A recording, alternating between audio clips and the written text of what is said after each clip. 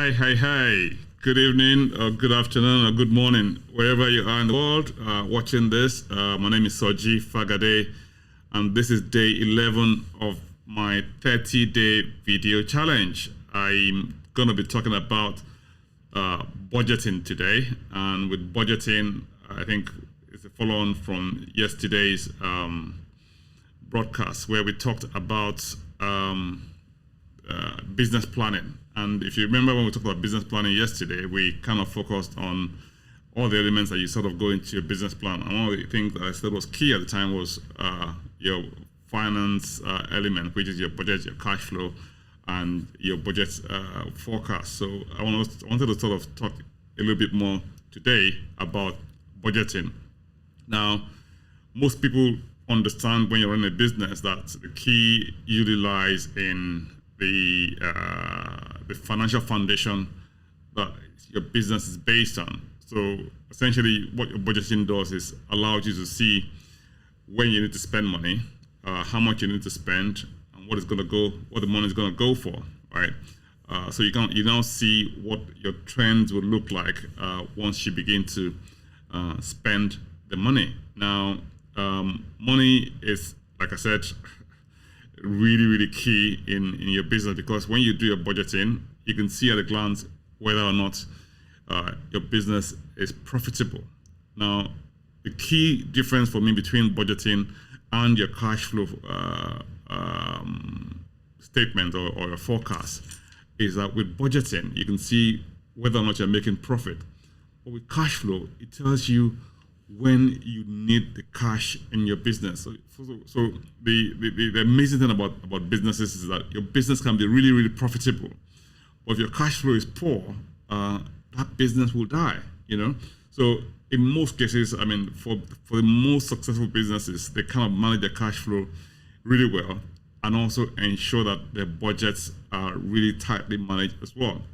Now, before you manage a budget, you've got to create a budget in the first place. So we're just going to sort of very, very briefly about how you create a budget. So the idea behind creating a budget is to see what heads of expenses that you have in your business, right? And when you see what those heads of expenses are, then you can begin to allocate resources to them based on what the needs of the business are. So you're looking at things like, okay, if you have a premises, are you going to pay the rent? Or if you own the place or you have a mortgage on the property, obviously you're going to pay a mortgage. You look at your things like your staff salaries, and you look at things like the raw materials that you would need for your business. If, for instance, you had a business that required you to create stuff from putting bits and pieces of inventory together, you might need to have required stocks of those items in order to produce goods. So you want to say to yourself, if I need, say for instance, about £20,000 worth of goods that would enable me to produce food or produce goods that will last my business 3 months, right? And in those 3 months, I know that when I sell those products in 3 months' time, I would have money enough to pay my bills. And I know that I'm selling them at a high enough margin that brings me money into the business and allows me to make a profit and be able to pay for all my bills, So that is essentially what budgeting, really what it looks like.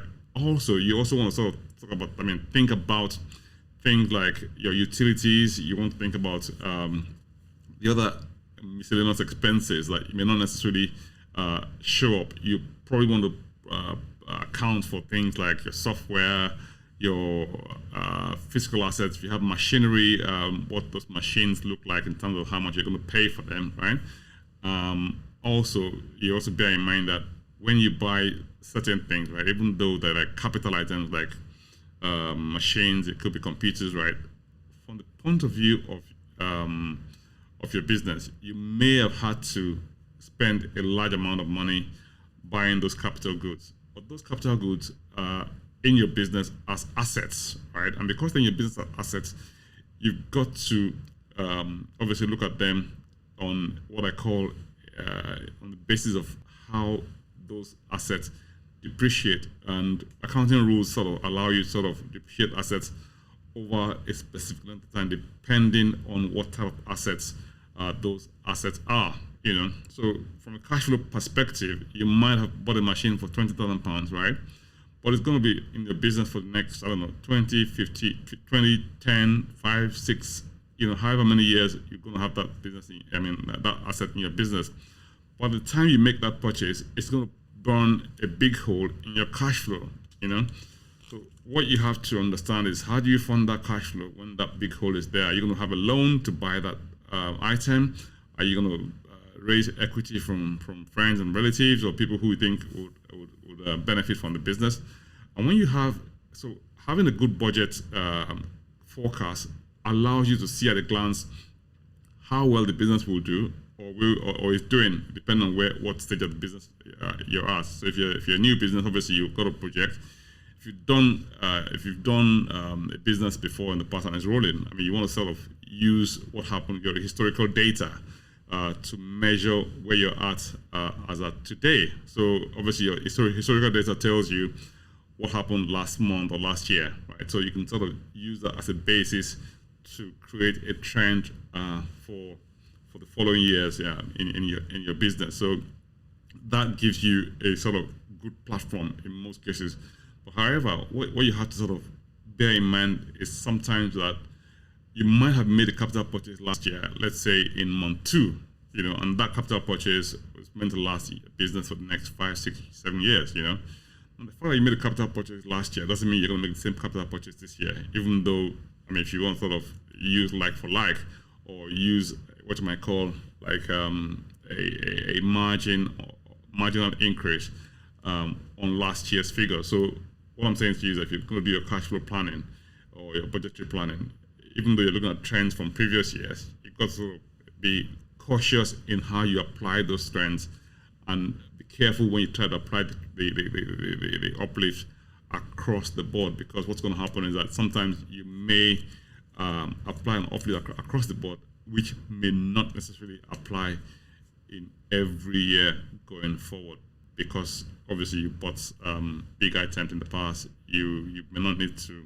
incur the same expenses that you incurred for the same time last year, but it gives you a really, really good picture of how well or how badly your business is doing. So the benefit of having historical data is that you can see what you budgeted for and what actually happened. So you have what you call a budget number and what actually happened. So if, for instance, you've started budget in January for a year, and you can go back and look at what happened in January, what happened in March, in February, and in March, and you can compare that with what you had as a figure for your forecast. So you can see whether or not those forecasts were accurate, and or so if they're accurate, obviously you're doing very well. If they're not accurate, you can see what the trends are. You can then make adjustments going forward. So that for me is really, really good area with budgeting. Like I said, budgeting is very, very intense and important topic for most business owners. And I hope you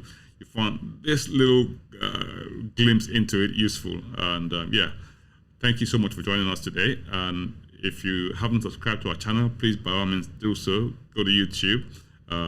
You subscribe by clicking on the subscribe button, and if you don't, if you need to be notified of the of when we have videos put up on our channel, by all means click on the notification button as well. So that should help you to remind you. Hopefully subscribe as well. And then if you haven't left a comment that you found this useful, please leave a comment in the comment section below to tell us what you think. And please also share with your friends and folks in your network who you believe would find this valuable for them too. So take good care, and God bless you, and we'll see you on day 12 tomorrow. Take good care. Bye now.